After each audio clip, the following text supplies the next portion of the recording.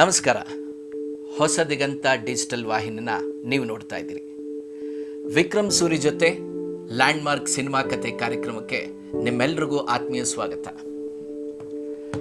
ಸ್ನೇಹಿತರೆ, landmark cinema ಅಂತ ಅಂದರೆ ಅದರದೇ ಆದಂಥ ಒಂದು ವೈಶಿಷ್ಟ್ಯ ಇರುತ್ತೆ ಅಲ್ವಾ? ನಮ್ಮ ಕನ್ನಡ ಸಿನಿಮಾಗಳಲ್ಲಿ ಲ್ಯಾಂಡ್ಮಾರ್ಕ್ ಮಾಡಿದಂಥ ಹಲವಾರು ಸಿನಿಮಾಗಳಿವೆ. ಅದರಲ್ಲಿ ನಾವು ಇವತ್ತು ತಗೊಳ್ತಾ ಇರುವಂಥ ಚಿತ್ರ ಯಾವುದು ಅಂದರೆ ಸಂಪತ್ತಿಗೆ ಸವಾಲ್. ಹಾಲನ್ನು ಕುಡಿದ ಜನರು ವಿಷವನ್ನೇ ಕಕ್ಕುತ್ತಲಿಹರು. ಏನ ನಿದ್ದೆ ಮಾಡಕ್ ಬಂದಿದೆಯೋ ಕೆಲಸ ಮಾಡಕ್ ಬಂದಿದೆಯೋ? ನಿನ್ ಕೊಳಕ್ ಮೈನ ಎಷ್ಟಿಕ್ ತೊಳೆದ್ರು ಕಾಗೆ ಬಣ್ಣ ಬೆಳಗಾಗಲ್ಲ. ಎದ್ ಬಾ ಈಚೆ. ಕೋಪ ಅನ್ನೋದು ಕೇಳ್ತಾ ಇದೆ. ನಾನೇ ಅವನ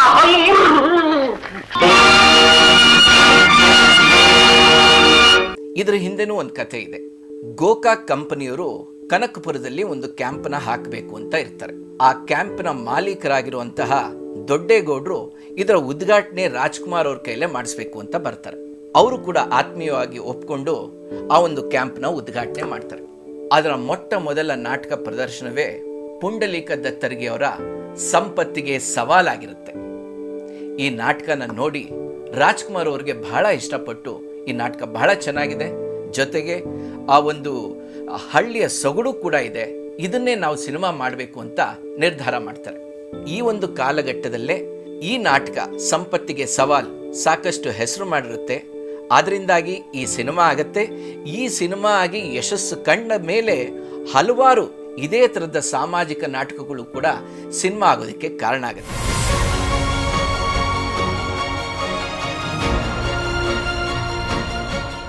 ಸಂಪತ್ತಿಗೆ ಸವಾಲ್ ಚಿತ್ರದಲ್ಲಿ ಹಲವಾರು ಪಾತ್ರಗಳು ನಮ್ಮ ಕಣ್ಣು ಮುಂದೆ ಇವತ್ತಿಗೂ ಜೀವಂತವಾಗಿದೆ. ಆ ಪಾತ್ರಗಳು ನಮ್ಮ ನಿಜ ಜೀವನದಲ್ಲಿ ಅತ್ತಿಗೆ ಅಂದ್ರೆ ಈ ರೀತಿಯಾಗಿ ಇರಬೇಕು, ನಮ್ಮ ತಾಯಿ ಅಂದ್ರೆ ಈ ರೀತಿ ಇರಬೇಕು. ಈ ಥರದ ಪಾತ್ರಗಳು ಎಲ್ಲರಲ್ಲೂ ಕೂಡ ಖುಷಿ ಕೊಡ್ತು. ಅತ್ತಿಗೆ ಪಾತ್ರದಲ್ಲಿ ನಾಟಕದಲ್ಲೂ ಸಹ ಕಲಾವತಿಯವರು ಪಾತ್ರವನ್ನ ಮಾಡ್ತಿದ್ರು. ಅವರೇ ಸೂಕ್ತವಾದವರು ಅಂತ ಹೇಳಿ ಸಿನಿಮಾಗೆ ಅವರನ್ನೇ ಆಯ್ಕೆ ಮಾಡ್ತಾರೆ. ಇನ್ನು ರಾಜ್ಕುಮಾರ್ ಅವರ ತಾಯಿಯಾಗಿ ರಾಜಮ್ಮ ಅವರು ಮಾಡಿರ್ತಾರೆ. ಮುಖ್ಯವಾದಂಥ ಮತ್ತೊಂದು ಪಾತ್ರ ಅಂದ್ರೆ ಅದು ನಾಯಕಿ ನಟಿಯಾದಂಥ ಮಂಜುಳಾ ಅವ್ರು ಮಾಡಿದಂಥ ದುರ್ಗಾ ಪಾತ್ರ. ಬೇವರ್ಸಿ ಹಳೆ ಬೇವರ್ಸಿ ಈ ಥರದ ಮಾತುಗಳನ್ನ ಡಾಕ್ಟರ್ ರಾಜ್ಕುಮಾರ್ ಅವ್ರಿಗೆ ಬೈಬೇಕಾಗತ್ತೆ. ಅವತ್ತಿಗಾಗ್ಲೇ ಡಾಕ್ಟರ್ ರಾಜ್ಕುಮಾರ್ ಅವ್ರಿಗೆ ಒಂದು ದೊಡ್ಡ ಹೆಸರಿತ್ತು. ಇಂತಹ ನಾಯಕ ನಟನ ಮುಂದೆ ಆ ನಾಯಕಿ ಪಾತ್ರ ಬಾಯಿಗೆ ಬಂದಾಗ ಬೈಯೋದು, ಕೊನೆಗೆ ಹೊಡೆಯೋದಕ್ಕೆ ಹೋಗುವಂಥದ್ದು ಕೂಡ ಸನ್ನಿವೇಶಗಳಿದ್ವು. ಈ ಪಾತ್ರವನ್ನ, ಈ ದುರ್ಗಿ ಪಾತ್ರವನ್ನ ಯಾರ ಕೈಯಲ್ಲಿ ಮಾಡಿಸ್ಬೇಕು ಅನ್ನೋದು ಬರುತ್ತೆ. ಆ ಚಿತ್ರತಂಡದಲ್ಲಿ ಕೆಲವರು ಒಬ್ಬೊಬ್ಬರು ಹೆಸರು ಹೇಳ್ತಾ ಹೋಗ್ತಾರೆ. ಆಗಾಗಲೇ ತುಂಬಾ ಹೆಸರು ಮಾಡಿದಂಥವರು ಜಯಂತಿಯವರು ಈ ಪಾತ್ರಕ್ಕೆ ಸೂಕ್ತ ಅಂತ ಹೇಳಿ ಅವ್ರನ್ನ ಕೂಡ ಕೇಳ್ತಾರೆ, ಈ ಪಾತ್ರವನ್ನ ತಾವು ಮಾಡಬೇಕು ಅಂತ. ಆಗಾಗಲೇ ಅವರು ಸಾಕಷ್ಟು ಬ್ಯುಸಿ ಇರ್ತಾರೆ. ಇದು ಕಡಿಮೆ ವೆಚ್ಚದಲ್ಲಿ ಮಾಡ್ತಾ ಇದ್ದಂಥ ಸಿನಿಮಾ ಆಗಿದ್ರಿಂದ ಒಂದೇ ಶೆಡ್ಯೂಲಲ್ಲಿ ಅವ್ರ ಡೇಟ್ಸು ಸಿಗೋದಕ್ಕೆ ಕಷ್ಟವಾಗಿತ್ತು. ಜೊತೆಗೆ ಅವರು ಆಗಾಗಲೇ ತುಂಬ ಸಿನಿಮಾಗಳಲ್ಲೂ ಕೂಡ ಒಪ್ಕೊಂಡಿದ್ರು. ಆ ಡೇಟ್ನ ಮ್ಯಾಚ್ ಮಾಡೋಕ್ಕಾಗ್ತಿರ್ಲಿಲ್ಲ.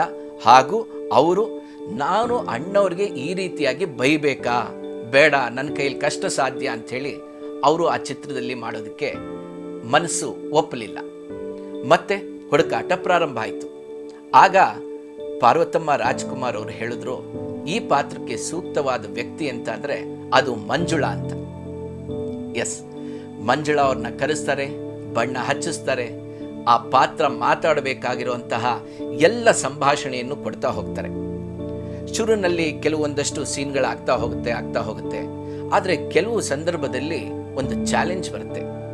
ಬಾಯಿಗೆ ಬಂದಂಗೆ ಬೈಬೇಕು, ಹೊಡಿಬೇಕು, ಈ ಥರದ್ದೆಲ್ಲ ಬಂದಾಗ ಅಲ್ಲೆಲ್ಲೋ ಒಂದು ಕಡೆ ಮಂಜುಳಾ ಅವ್ರಿಗೆ ಸ್ವಲ್ಪ ನನಗೆ ಯಾಕೋ ಇದು ಕಷ್ಟ ಸಾಧ್ಯ ಅಂತ ಅವರಲ್ಲೇ ಅನ್ಕೊಂಡ್ಬಿಡ್ತಾರೆ. ಆ ಸಮಯದಲ್ಲಿ ಪಾರ್ವತಮ್ಮ ಅವರು, ರಾಜ್ಕುಮಾರ್ ಅವರು, ಯಾವುದೇ ಒಬ್ಬ ಕಲಾವಿದೆ ಎಲ್ಲ ಪಾತ್ರವನ್ನು ತನ್ನೊಳಗೆ ತಗೊಂಡು ಈ ಪಾತ್ರವನ್ನು ಕೂಡ ನಾನು ಮಾಡಬಲ್ಲೆ ಅಂತ ನಿನ್ನ ಮನಸ್ಸಲ್ಲಿ ಬಂದ್ರೆ ಖಂಡಿತವಾಗಿ ನೀನು ಮಾಡ್ತೀಯ, ಮಾಡು ಅಂತ ಹುರಿದುಂಬಿಸಿದ್ರು.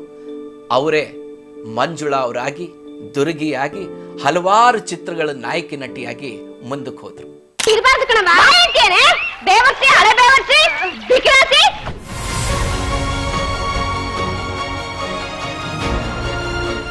ಸಂಪತ್ತಿಗೆ ಸವಾಲ್ ಸಿನಿಮಾ ಬಂದಂಥ ಸಮಯ ಅಂದರೆ ಆಗ ಈ ಜಮೀನ್ದಾರ್ ಪದ್ಧತಿ, ಬಡವರು ಶ್ರೀಮಂತರು ಈ ಥರದ ಭೇದ ಭಾವಗಳಿದ್ವು.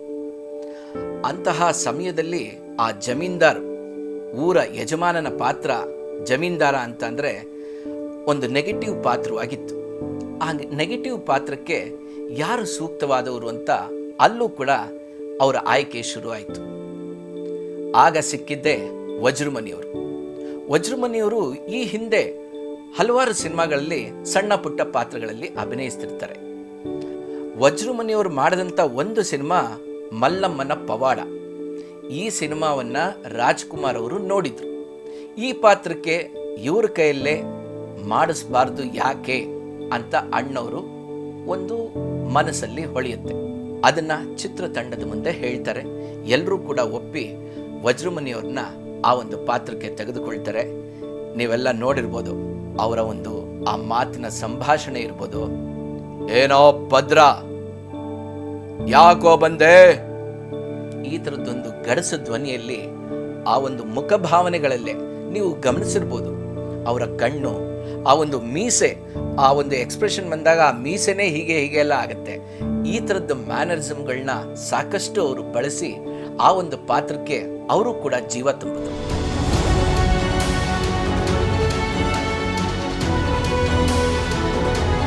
ಸಂಪತ್ತಿಗೆ ಸವಾಲಲ್ಲಿ ಡಾಕ್ಟರ್ ರಾಜ್ಕುಮಾರ್ ಅವರು ಹಾಡಿದಂಥ ಹಾಡು ಎಮ್ಮೆ ಹಾಡು. ಎಸ್, ಈ ಎಮ್ಮೆ ಹಾಡು ರಾಜ್ಕುಮಾರ್ ಅವರು ಯಾಕೆ ಹಾಡಿದ್ರು ಅದಕ್ಕೂ ಒಂದು ಕತೆ ಇದೆ ರೀ. ಹೌದು, ಇದರ ಹಿಂದೆ ನಿಮ್ಮ ಎಲ್ರಿಗೂ ಗೊತ್ತಿರೋ ಹಾಗೆ ಒಂದು ಶರೀರ ರಾಜ್ಕುಮಾರ್ ಅವ್ರದ್ದಾದ್ರೆ ಶಾರೀರ PB ಶ್ರೀನಿವಾಸ್ ಅವ್ರದ್ದಾಗಿರುತ್ತೆ. ಈ ಒಂದು ಚಿತ್ರಕ್ಕೂ ಅವ್ರ ಕೈಯಲ್ಲಿ ಹಾಡಿಸ್ಬೇಕು ಅಂತ ಎಲ್ಲವೂ ಕೂಡ ನಿರ್ಧಾರ ಆಗಿರುತ್ತೆ. ಆದರೆ PB ಶ್ರೀನಿವಾಸ್ ಅವರು ಸಿಂಗಪುರಲ್ಲಿ ಇರ್ತಾರೆ. ಅವರ ಒಂದು ಫ್ಲೈಟ್ ಟೈಮಿಂಗ್ ವ್ಯತ್ಯಾಸ ಆಗಿ ಅವರು ರೆಕಾರ್ಡಿಂಗ್ಗೆ ಬರೋದಕ್ಕೆ ಸಾಧ್ಯ ಆಗಲ್ಲ. ಆಗ ಎಲ್ಲರೂ ಹೇಳ್ತಾರೆ, ಅಣ್ಣವರೇ, ನೀವು ಕೂಡ ರಂಗಭೂಮಿಯಿಂದ ಬಂದಂಥವ್ರು, ಹಲವಾರು ಹಾಡುಗಳನ್ನ ಹಾಡಿದಿರಿ, ಈ ಎಮ್ಮೆ ಹಾಡನ್ನ ನೀವೇ ಹಾಡ್ಬಿಡಿ ಅಂತ ಹೇಳ್ತಾರೆ.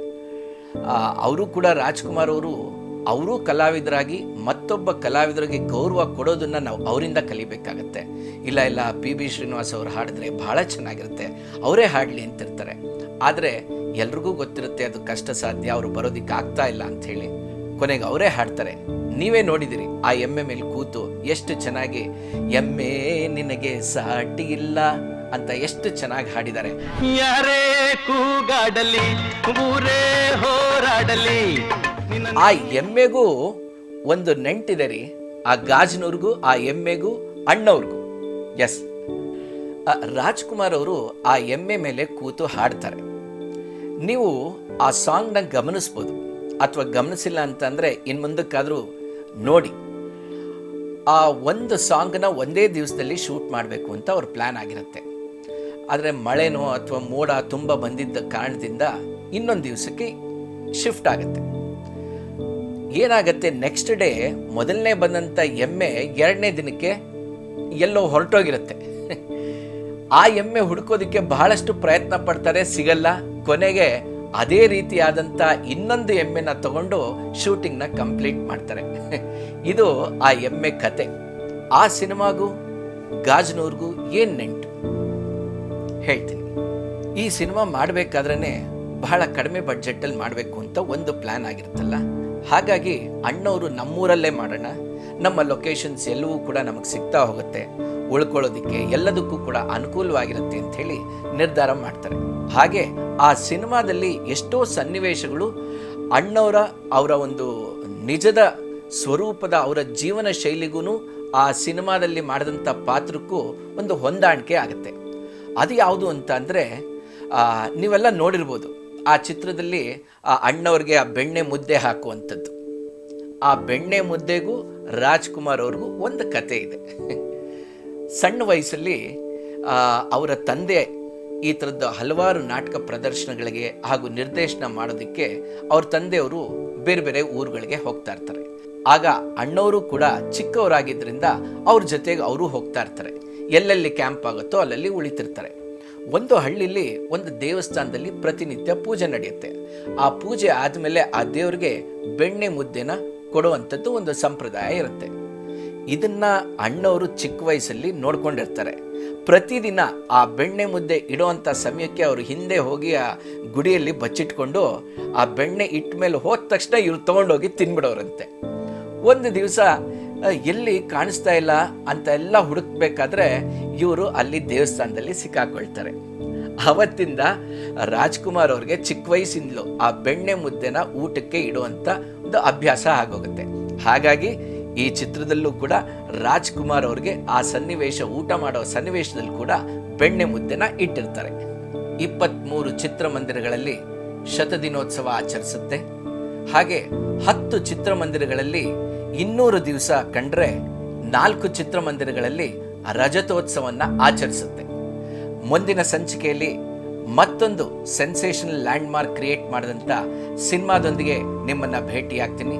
ಅಲ್ಲಿವರೆಗೂ ನೀವು ನೋಡ್ತಾ ಇರಿ ಹೊಸ ದಿಗಂತ ಡಿಜಿಟಲ್ ವಾಹಿನಿ. ದಯಮಾಡಿ ಲೈಕ್ ಮಾಡಿ, ಶೇರ್ ಮಾಡಿ, ಸಬ್ಸ್ಕ್ರೈಬ್ ಮಾಡಿ, ಹಾಗೆ ಬೆಲ್ ಬಟನ್ನ ಒತ್ತಿ. ನಮಸ್ಕಾರ.